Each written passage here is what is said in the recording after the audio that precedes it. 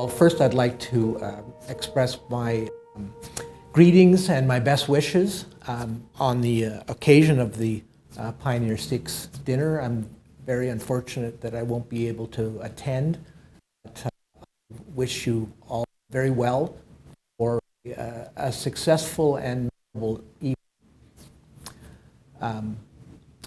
I was the head of the Human Rights Commission many years ago, and at that time I got involved obviously with a number of issues of religious accommodation. The accommodation guidelines which we created were because the Supreme Court had just dealt with two cases in 1985, and one of them was K.S. Binder's case involving an engineer below the tracks at Union Station who was fired because he couldn't adapt to the safety helmet policy because, of course, he was a turban Sikh who wore a turban, and his case went all the way up to Canada, and actually lost that day. But 4 years later, I should say, the Supreme Court of Canada in another case actually said that they were wrong in our case. Since then, I've been involved with a number of cases involving the Sikh community.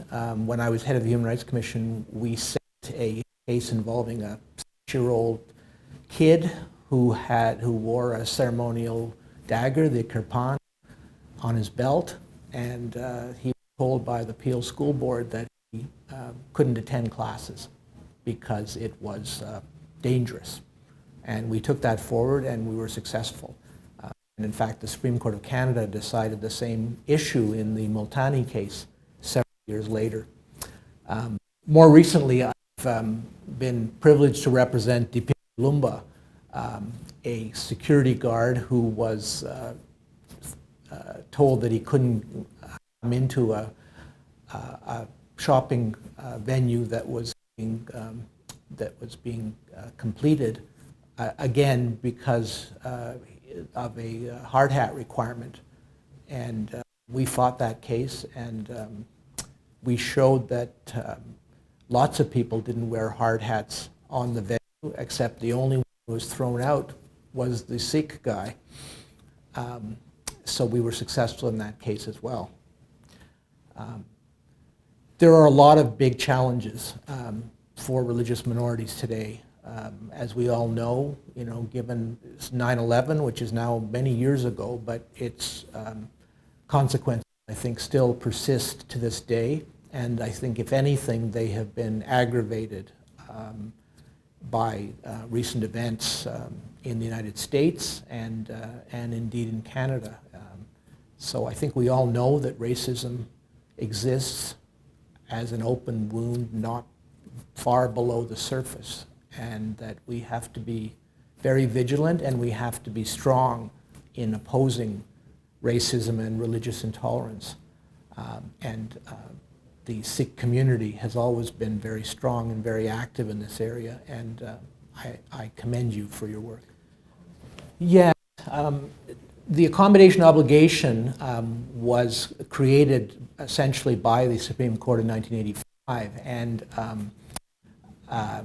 and since then there have been a number of developments in that area, and a lot of them have been in the area of religious accommodation.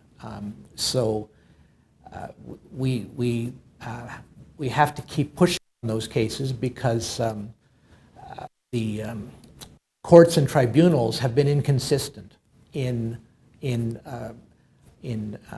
upholding the principle that a company or a government, a company in the case of employment, a government in the case of, for example, a motorcycle helmet requirement, have the obligation to accommodate up to the point of undue hardship. And we have other jurisdictions such as the UK and British Columbia and India, in which there's been more accommodation given to Sikhs who wear turbans, for example, than in Canada. And so I think it's a process of education, and it's also a process alongside that of taking cases forward, and at the same time keeping these issues in the public eye, so that we enforce these principles for religious minorities.